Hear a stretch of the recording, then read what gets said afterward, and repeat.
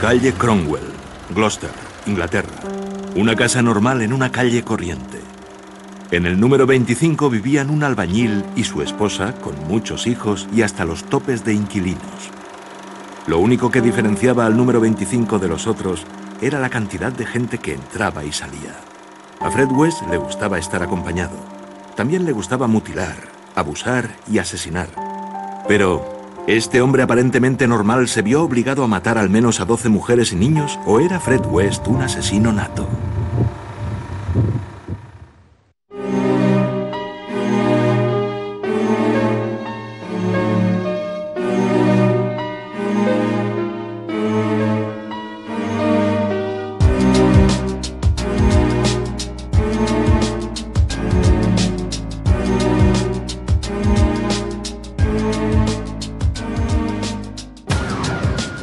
¿Nacidos para matar?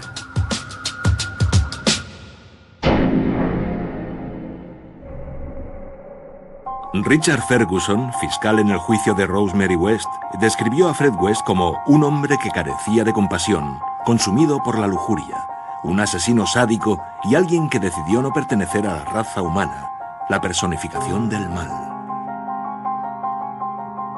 Pero ¿quién era Fred West?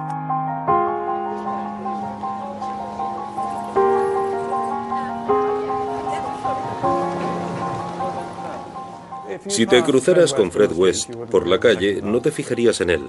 Tenía esposa y 6 hijos. Fred West era un camaleón. Sus vecinos habían dicho que era un hombre muy trabajador, agradable, simpático. En apariencia, era un albañil totalmente normal, un manitas, un tipo muy jovial que se llevaba bien con todo el mundo. Se integraba bien en la vida cotidiana normal, aunque era profundamente anormal. Engañó a mucha gente porque era convincente y encantador.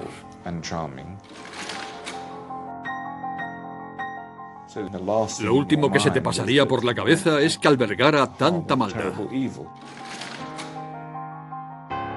La gran incógnita de todo el asunto es ¿qué les impulsó a hacer esto? Hablamos de dos personas que literalmente se moverían en lo más profundo de la depravación humana.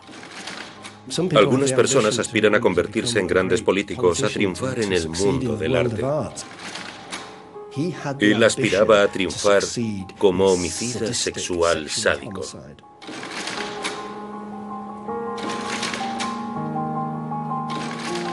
Interpretaba el papel de un pícaro afable, pero solo lo hacía para fabricarse un disfraz y en el fondo acechaba a este monstruo. Alguien que llevara la maldad escrita en la frente y aún así nadie se dio cuenta.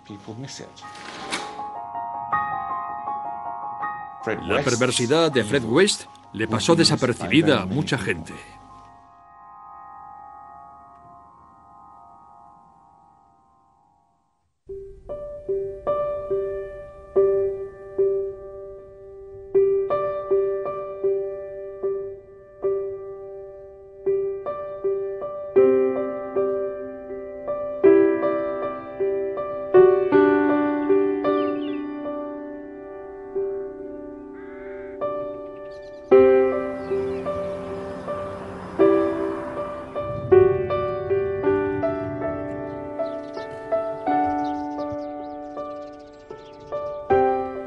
Frederick Stephen West nació el 29 de septiembre de 1941 en el pueblo de Herefordshire, Match Markle.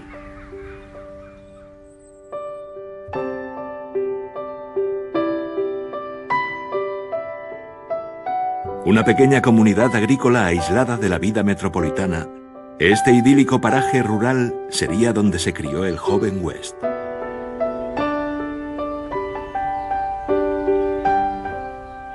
El segundo de 6 hermanos, Fred era un chico guapo, con precioso pelo rubio y rizado y ojos azules penetrantes.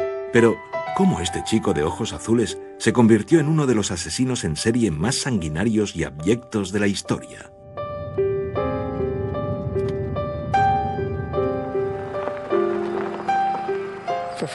Frederick West, en este tipo de entorno donde obviamente hay cierta sensación de libertad, habría tenido mucha libertad, más que la mayoría.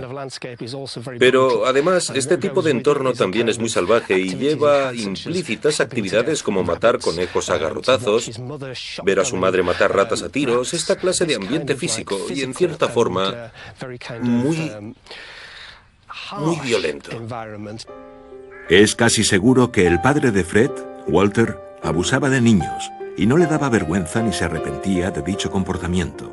Fred era el ojito derecho de su madre y su amor se podría describir como más que sobreprotector.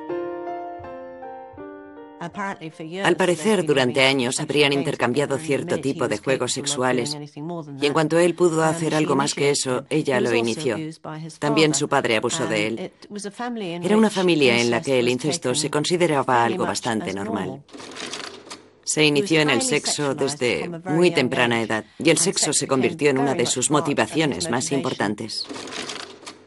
No dejaba de hablar de sexo. La trayectoria escolar de Fred fue breve y nada productiva. Dejó la escuela a los 14 y apenas sabía leer ni escribir. Su cociente intelectual se mediría después y sería solo de 80.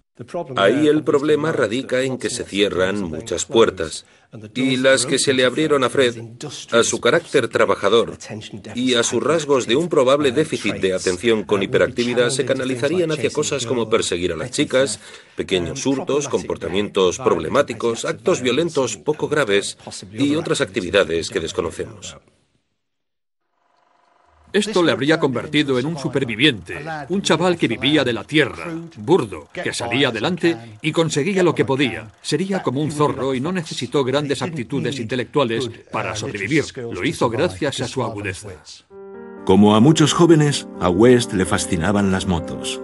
Ahorró mucho para comprar su primera moto, pero su orgullo y alegría pronto se transformaron en una pesadilla. La noche del 28 de noviembre de 1958, mientras West conducía por esta carretera, chocó con una chica que iba en sentido contrario.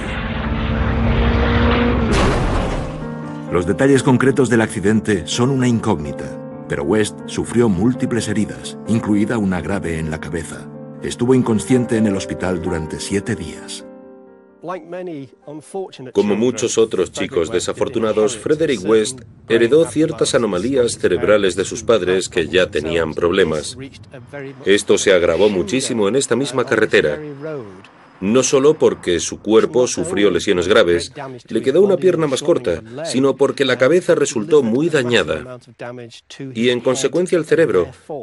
Y la parte del cerebro que provoca mayores daños es la corteza frontal, justo aquí. El lóbulo frontal, que contiene los elementos que nos hacen personas con moral, que nos hacen sentir repulsión ante ciertos actos horrendos. En Fred, todo esto estaba dañado, así que alguien que ya era un poco psicótico de repente se desenfrenó por completo y se convirtió en un auténtico peligro para la sociedad. La recuperación de Fred fue lenta y humillante. Tenía la nariz rota, caminaba con una cojera visible y sufría cambios de humor violentos. Perdió gran parte de su atractivo. Su nariz quedó dañada y sufrió otras deformaciones. Dejó de ser un encanto. Un hombretón bastante guapo en su pueblo perdió gran parte de su atractivo. Fred compensó la pérdida de su belleza adoptando una forma de acercamiento a las chicas de su zona mucho más agresiva. Si Fred quería sexo, violaba a algunas de las jóvenes de la comunidad. Serían situaciones tipo, aquí te pillo, aquí te mato.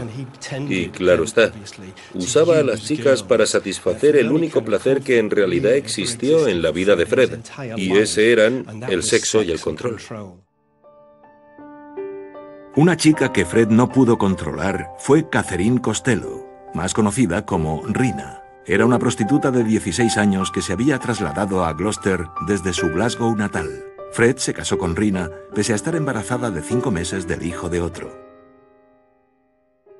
Creo que Fred vio en Rina ciertas características de su madre. Era una persona fuerte que le controlaba y era la primera vez en su vida que una mujer le ponía en su sitio, por decirlo así. Pero dudo que él se sintiera cómodo con ella. Ella nunca fue alguien que él considerara un alma gemela, era más bien una sustituta. Charmaine West nació en marzo de 1963 y al poco le siguió su hermana pequeña, Anne-Marie. La infancia de ambas niñas distó mucho de ser convencional.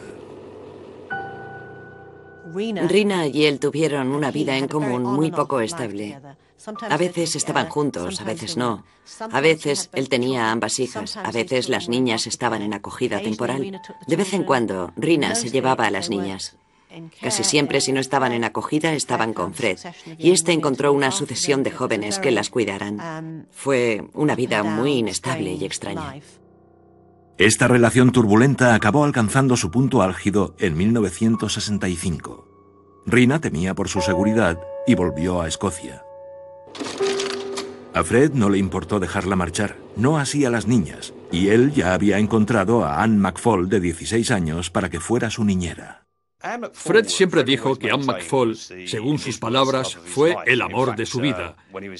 De hecho, cuando él estaba en la cárcel a la espera de juicio antes de que se suicidara, escribió una especie de catálogo muy extenso sobre su relación con Anne McFall que tituló Amé a un ángel.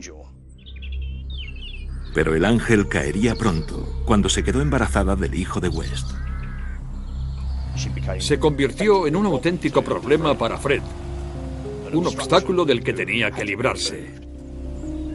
Suena totalmente cruel, pero Fred era la clase de hombre al que si una mujer le causaba un problema, la hacía desaparecer de su vida. A Anne McFall se la vio por última vez en julio de 1967.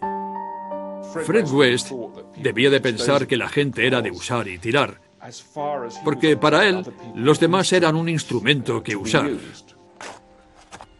Así que no habrá límites éticos. Decidió que estaba harto de ella y que estaba de más en su vida, y por muy despiadado que pueda parecer, acabó con ella y la enterró. 27 años después, los restos de Anne McFall se hallaron en este campo a las afueras del pueblo de Fred. El cuerpo estaba decapitado y descuartizado, y se encontró con el esqueleto de su hijo nonato. Él no debió de tener la misma sensación de asco que tendríamos cualquiera al desmembrar el cuerpo y decidir cómo deshacerse de él. Debió de ser muy diligente al hacerlo, y esto le distinguiría de muchos criminales y asesinos en serie en potencia, pues él era muy enérgico, muy diligente en cómo resolvía las cosas. Anne McFall había sido la última de las víctimas en encontrarse, pero había sido la primera en morir. Ella supuso un punto decisivo en la carrera criminal de Frederick West. Fred West contaba con solo 12 años cuando en noviembre de 1953 nació una niña que estaba destinada a ser su compañera en la vida y la muerte. La infancia de la joven Rosemary West fue, desgraciadamente, parecida a la de Fred. Su madre Daisy sufría no solo de depresión, sino también de las agresiones de un marido esquizofrénico violento. Su padre abusaba mucho de sus hijas y las otras hijas no lo soportaron y se mudaron. De hecho, creo que la madre también se fue en un momento dado. Pero desde muy pequeña él mantuvo sexo con ella y ella lo aceptaba. La relación con el padre continuó después de que Fred y Rose se unieran. Y de hecho, el padre de Rose iba a la calle Cromwell cuando Rose ya tenía 4 hijos para mantener sexo con ella, y entonces Fred la mandaba al dormitorio con Anne-Marie. Cuando Fred conoció a Rose, reconoció lo que llamaríamos un alma gemela, y por eso se sintió atraído por ella. Tenían una psicopatología y unos antecedentes interrelacionados. Así que se complementaban y seguramente sus fantasías coincidían.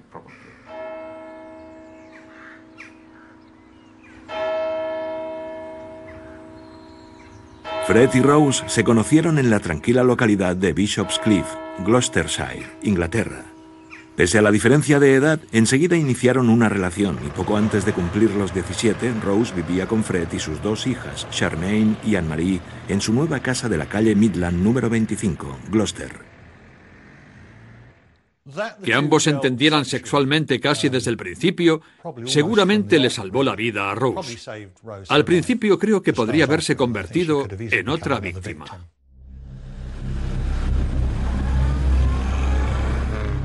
Ella lo usaba para lo que quería. Había pequeñas ventajas. La llevaba en su coche y ella se sentía mayor.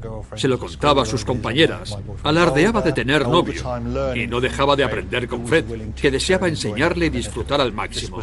Este fue un cóctel que iba a crear la bomba que pronto estallaría. Rose no tardó en quedarse embarazada y dio a luz a Heather Ann en octubre de 1970. La maternidad no era algo natural en ella. Esto era muy nuevo para Rose, aunque era muy joven. Sin embargo, sí le gustaban los niños, pero probablemente no como les gustan a la mayoría de adultos. Rose siempre había tenido problemas de aprendizaje y capacidad intelectual limitada.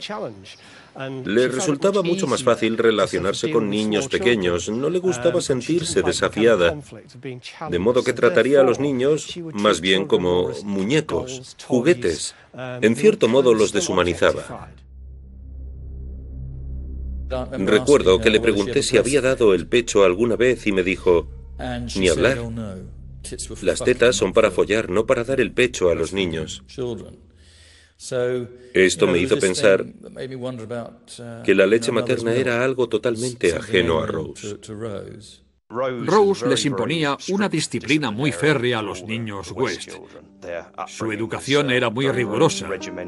Los sacaron del colegio. Nunca les animaron a hacer amigos en la comunidad. Rose dominaba a los niños West con mano dura. Desgraciadamente, la hija que más sufrió fue Charmaine, de 8 años. En algún momento de junio de 1971, mientras Fred West estaba a punto de cumplir su condena de 9 meses por robo, Charmaine desapareció. Después de que Rose matara a Charmaine, está claro que era igual de culpable, así que ya no podían simplemente alegar que era una cómplice obligada después de haber hecho eso. Tenía que continuar. Esta fue una experiencia compartida. Es un vínculo afectivo impresionante, pero en este caso, un vínculo en inmoralidad. Al haberse librado de una niña problemática y desafiante que podía haber afectado a la relación entre Fred y Rose, entonces, por así decirlo, ya nada podía descartarse a la hora de eliminar cualquier factor que amenazara su relación. Uno de esos factores era la verdadera madre de Charmaine, Rina. Fue a buscar a su hija y me temo que eso decidió su destino porque no la pudo encontrar. Charmaine no estaba allí, estaba muerta. La única solución era matar a Rina. A Rina se la vio viva por última vez en otoño de 1971. Sus restos descuartizados se hallaron en Litterbox Field, en Matchmarkle. Anne McFall yacía muy cerca, degradada y desechada por West. Para Frederick West, este habría sido su patio de recreo, una zona con la que estaba familiarizado, donde sin duda jugaba de crío.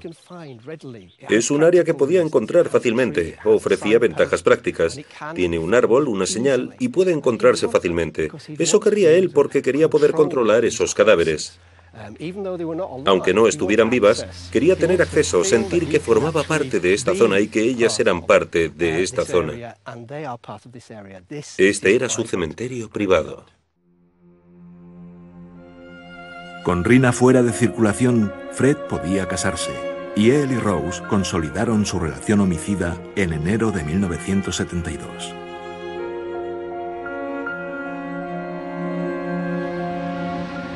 Se mudaron al otro lado del parque, desde la calle Midland a una calle destinada a ser tristemente célebre. El 25 de la calle Cromwell se convirtió en la dirección más famosa del mundo. Es una zona donde alquilan habitaciones, habitada por una población que se muda mucho, de personas que van de aquí para allá, o que se han ido de casa, o a quienes cuesta seguir la pista.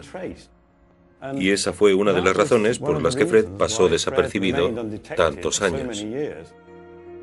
Este barrio anónimo proporcionaba la tapadera perfecta a la naturaleza lujuriosa y asesina de los West. Era la guarida ideal en la que atrapaban a su presa. Entonces Fred y Rose empezaron a tejer su telaraña. Fred por sí solo era encantador, y claro está que intentaría ligar por la calle o en las paradas del autobús o donde fuera. Pero ir con Rose y tener un vehículo cohibía menos a la gente. Y vemos que, sin prisa pero sin pausa, perfeccionaron esto hasta ser una meticulosa unidad familiar depredadora y acosadora que, por decirlo así, hacía desaparecer de la calle a la gente de forma muy eficaz. En noviembre de 1972, Caroline Owens, de 17 años, hacía autostop desde Tewkesbury hasta su hogar en Cinderford. Había ido a visitar a su novio y esperaba a que, como siempre, la recogiera un ingeniero de telefonía muy amable. Fue entonces cuando apareció un Ford gris y una joven pareja se ofreció a llevarla. Ella parecía muy alegre. Me dijo, ¿a dónde vas? Y le contesté, a Cinderford. Y dijo, somos de Gloucester, pero tranquila, te llevaremos hasta allí. Empezaron a hablarme de su familia y me preguntaron si quería ser niñera, porque dijeron que tenían 3 hijas pequeñas. Yo me emocioné porque siempre había soñado con ser niñera. Adoraba a los niños. Todo me parecía muy romántico y glamuroso. Iba a irme de mi casa para vivir con esa familia encantadora. Era como un cuento de hadas. A la semana de conocerlos me mudé de allí. Pero el cuento de hadas de Caroline empezó a convertirse en una pesadilla cuando Fred dejó caer una revelación impactante. Un día, él se giró y dijo que Anne-Marie había perdido la virginidad. En fin, era una niña de 8 años y no me pareció que decir aquello tuviera gracia. Y simplemente le pregunté en tono acusador, ¿qué quiere decir? ¿Por qué dice que ha perdido la virginidad? ¿Qué ha pasado? Y me dijo, bueno, tuvo un accidente con su bici y el sillín se salió, la penetró y resultó herida. Entonces empecé a darme un poco de cuenta. De pequeña habían abusado sexualmente de mí, así que fue como si pudiera reconocer que su conducta se debía probablemente a que su madrastra le pegaba y quizás su padre abusaba de ella. Los acontecimientos se descontrolaron cuando Fred le hizo proposiciones a Caroline. Dijo, verás, tenemos un círculo sexual, Rose y yo, y algunos otros hombres. Querríamos que te nos unieras. Y me enfadé muchísimo porque por entonces ya estaba un poco harta de todo lo que él me decía y le espeté, no sé en qué están metidos, no quiero tener que ver con ello. Caroline, indignada, se fue de la casa jurando no volver jamás. Un par de meses después estaba haciendo autostop, como siempre, cuando vio un coche que le resultaba familiar. Mi intuición me dijo que saliera corriendo, pero no lo hice. Y cuando pararon junto a mí, Rose empezó a disculparse.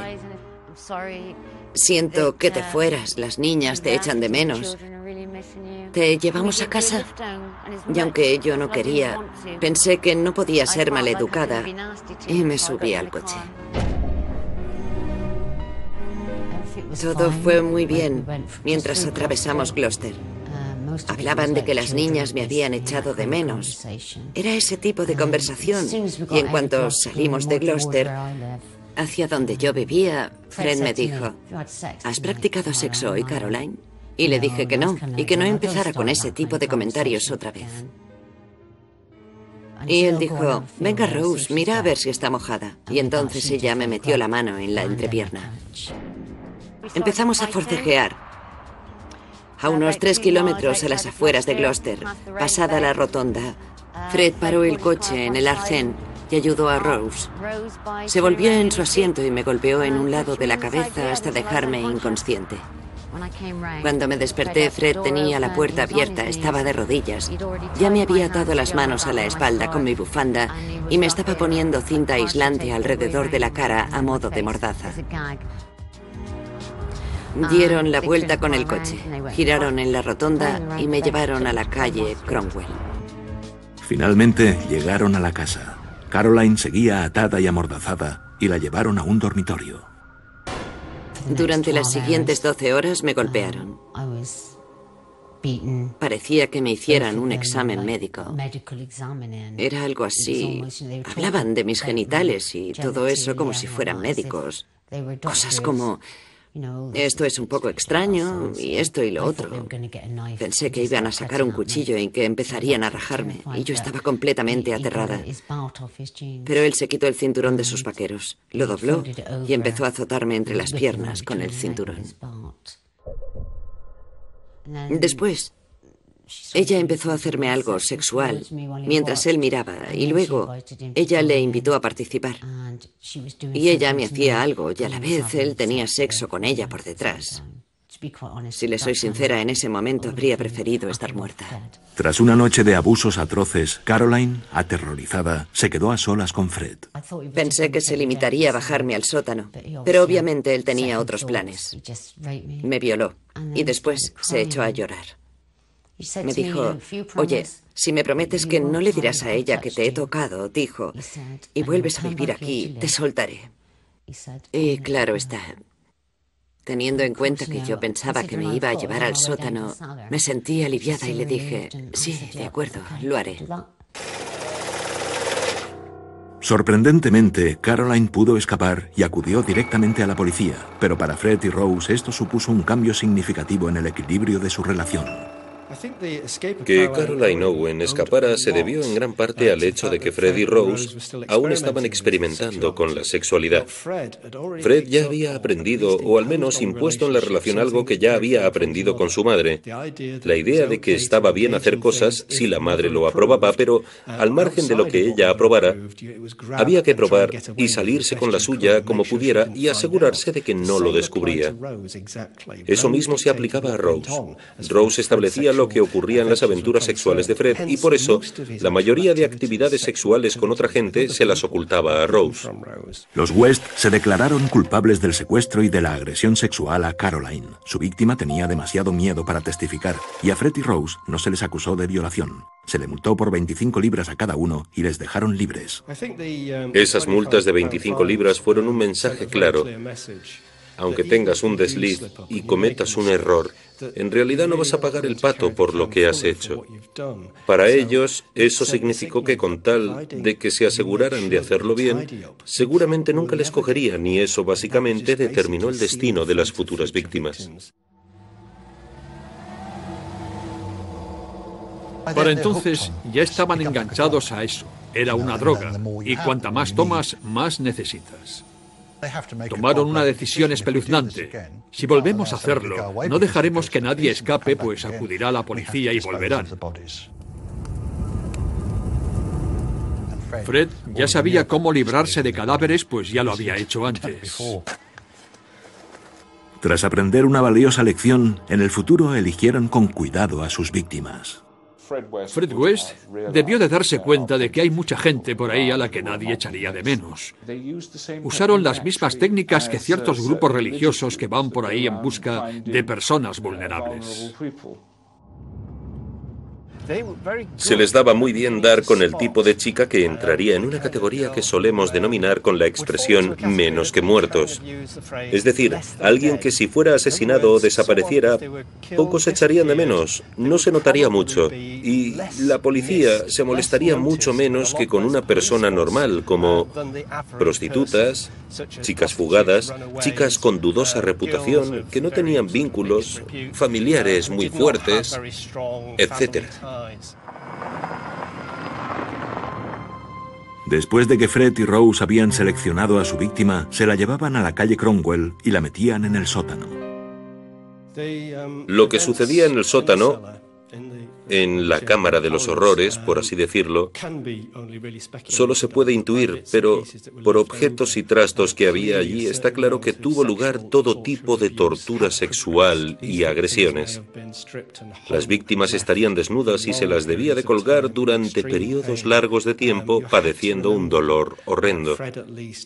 No olvidemos que al menos Fred no se reprimía ante la repulsión que provocaban sus actos físicos. Así que infligirle dolor y daños casi insoportables, continuos y prolongados a una persona, no le produciría la misma repulsión que nos produce a nosotros. Fred colocó una viga en horizontal y en ella puso ganchos. Relató cómo las chicas estaban colgadas durante días y los cuerpos se momificaban. No sabemos exactamente qué pasó.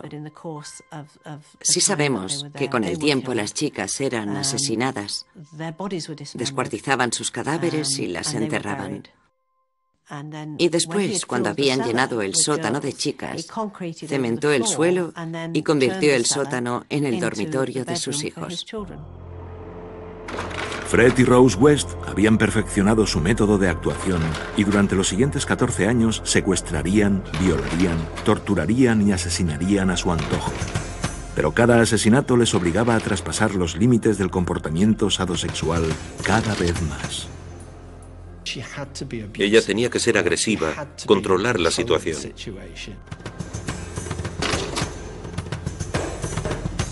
Y Fred debía de protagonizar episodios extraños de sadismo, tortura, etc.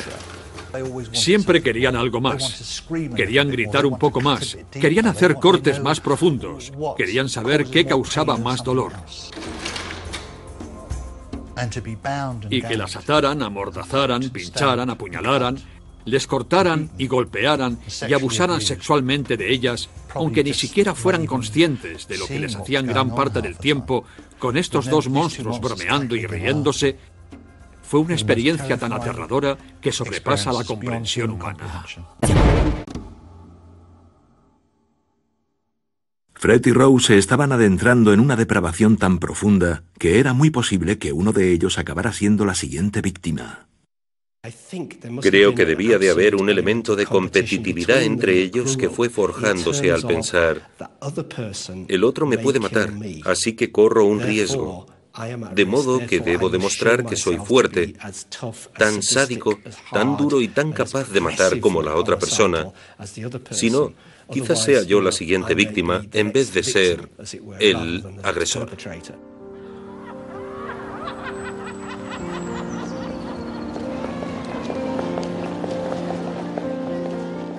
En junio de 1987, la hija mayor de Fred y Rose, Heather, tenía 16 años. Había padecido tanto abusos físicos como sexuales a manos de sus padres durante toda su vida, y ahora esta adolescente empezaba a ser un problema. La mataron mientras los otros niños estaban en el colegio. No hay pruebas ni constancia de que abusaran sexualmente de ella. Sencillamente la mataron y se deshicieron del cadáver con el clásico método Fred West y la enterraron en donde después habría un patio. Dudo que ni por un momento él derramara una lágrima. Así de despiadado creo que era ese hombre. Se estaba librando una vez más de algo que ya no le servía. Si Heather hubiera logrado sobrevivir y seguir, quizás habría desmontado esa fachada de un modo u otro y eso no se lo podían permitir. Así que hasta cierto punto cometieron un asesinato muy arriesgado. Un asesinato que se cometió para demostrar que ellos controlaban a los demás niños y, por desgracia, eso seguramente fue su perdición. Heather permaneció enterrada en el patio de la calle Cromwell durante 8 años. Pero los West fueron poco cuidadosos y su desaparición había sido el tema de un chiste enfermizo. Fred y Rose les decían a los niños que se portaran bien, si no acabarían bajo el patio como Heather, lo que obviamente era una broma macabra teniendo en cuenta la gravedad de la situación.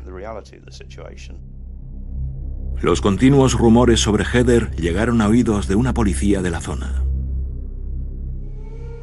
La agente de policía Hazel Savage siempre había sido consciente de la existencia de esos rumores y convenció a sus superiores para que se cavara en ese patio.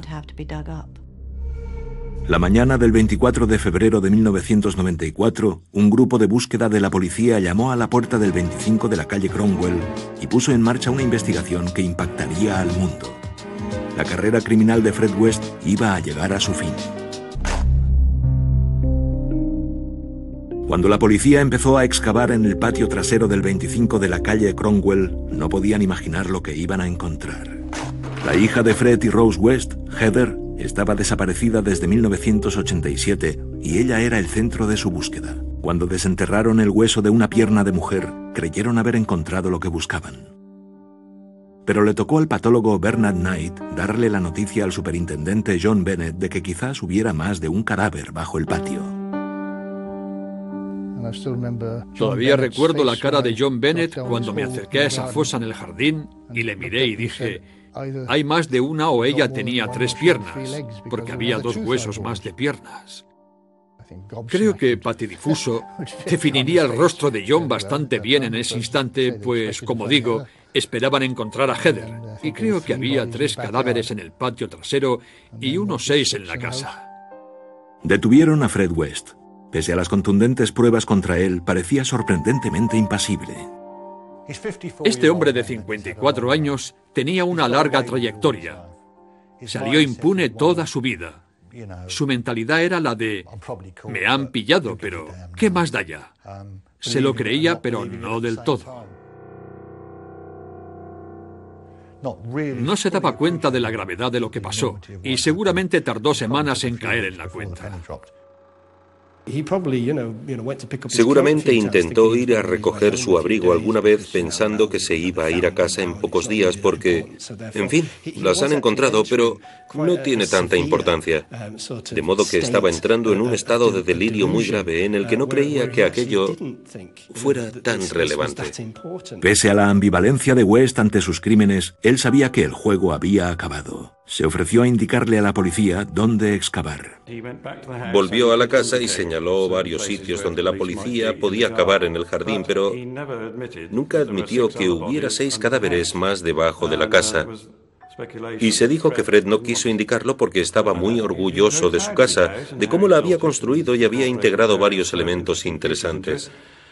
No creyó que la policía llegaría al punto de derribar la casa para hallar pruebas. Pero la policía derribó la casa y tras recuperar un total de 9 cadáveres de la calle Cromwell, centraron su interés en la calle Midland, donde se descubrió el cadáver de Charmaine, de 8 años.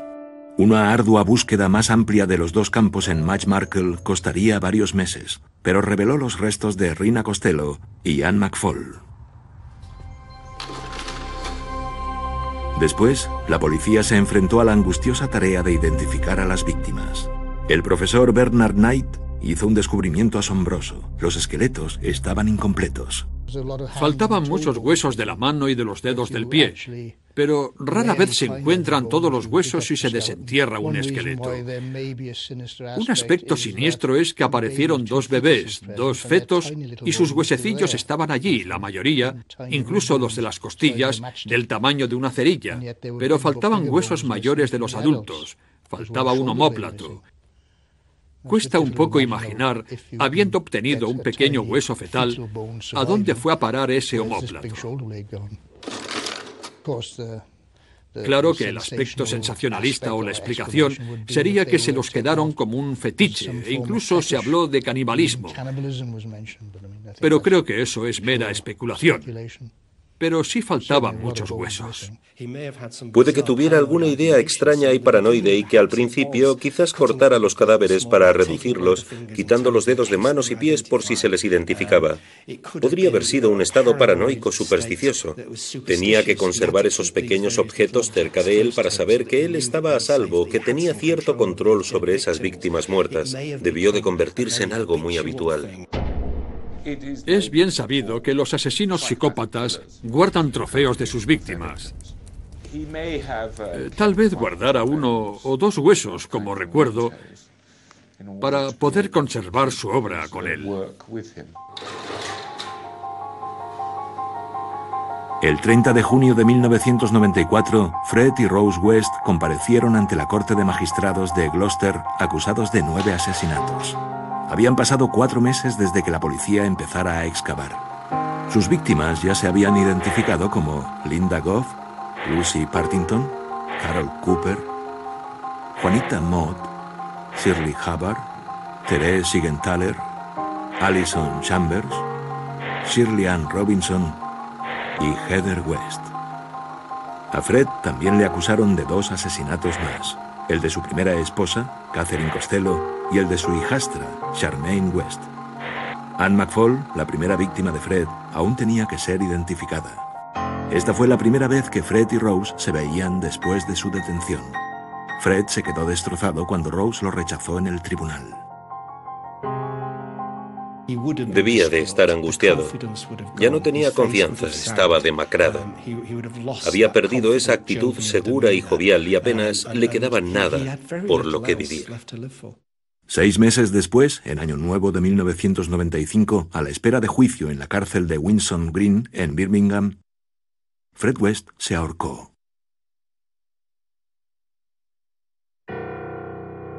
Cuando me dijeron que se había suicidado, comentaban, se ha hecho justicia, ¿verdad? Yo decía, no, no es así. Me quedé totalmente hecha polvo. Quería que pagara el castigo justo. Y él fue quien decidió su salida. Y se salió con la suya sobre su destino. Rose se quedaba sola para enfrentarse al juicio por 10 asesinatos. En realidad, ella creo que se quedó en shock. Entonces lo negó todo y fue más o menos así como quedó la cosa.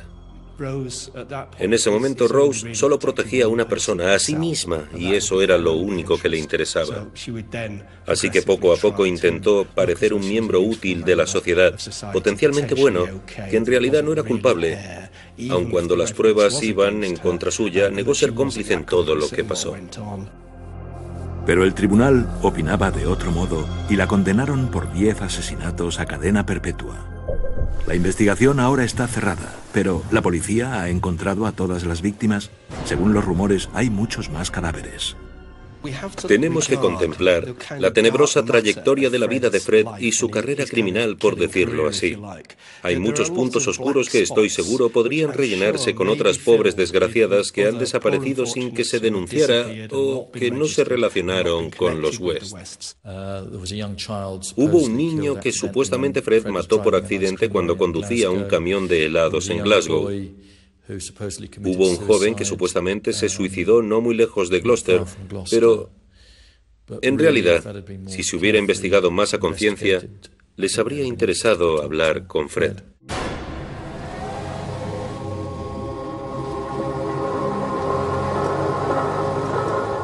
Es posible, por lo que sabemos de individuos con desórdenes de personalidad, que sus características, tanto de Fred como de Rose, hubieran ido mermando y su interés en todo esto habría disminuido un poco conforme llegaban a la madurez, como si en cierta forma se jubilaran como homicidas. Pero es probable que hubiera otras víctimas, aunque por desgracia, debido a la logística, nunca llegaremos a saberlo.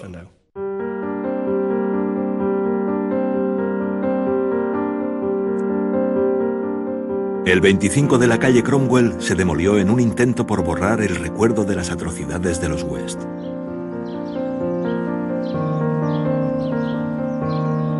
Para Caroline, olvidar su terrible experiencia no resultará tan fácil. Han tirado todo abajo y lo han convertido en esta calle peatonal. Algunos querían un jardín conmemorativo, pero otros pensaron que no se respetaría como tal. Así que decidieron convertirlo en una calle peatonal. Ahora estoy paseando donde estaba la casa. Y algunas de las chicas fueron enterradas bajo esa zona de ahí. Y otras en el patio, en esa parte. Me trae recuerdos muy tristes, horribles. No me gusta estar aquí. Para mí, no es más que una tumba para todas las chicas, y me alegro de que esto haya acabado y de que ya no estén aquí. Es casi como si pudiera oírle reír. Les oigo reírse tanto. A él riéndose y bromeando sobre el patio y cosas así. Parece que él siga aún aquí. Creo que no se lo llevaron todo de este sitio. Fred West cometió algunos de los crímenes más perversos y atroces de la historia. Un legado truculento y perturbador, pero ¿de veras nació para matar? Dados sus antecedentes biológicos básicos al nacer, Este chaval no iba a escapar de su genética, de la psicopatía que seguramente también afectaba a su hermano. No iba a escapar del entorno familiar que iba a reafirmar estas características que ya existían en los padres. Tenemos que mirar atrás y decir básicamente que sus crímenes hasta cierto punto fueron inevitables. El grado y la naturaleza frecuente de los crímenes quizás se modificaran por aspectos de su vida, pero sin duda Fred nació con las características que con facilidad le convertirían en un asesino.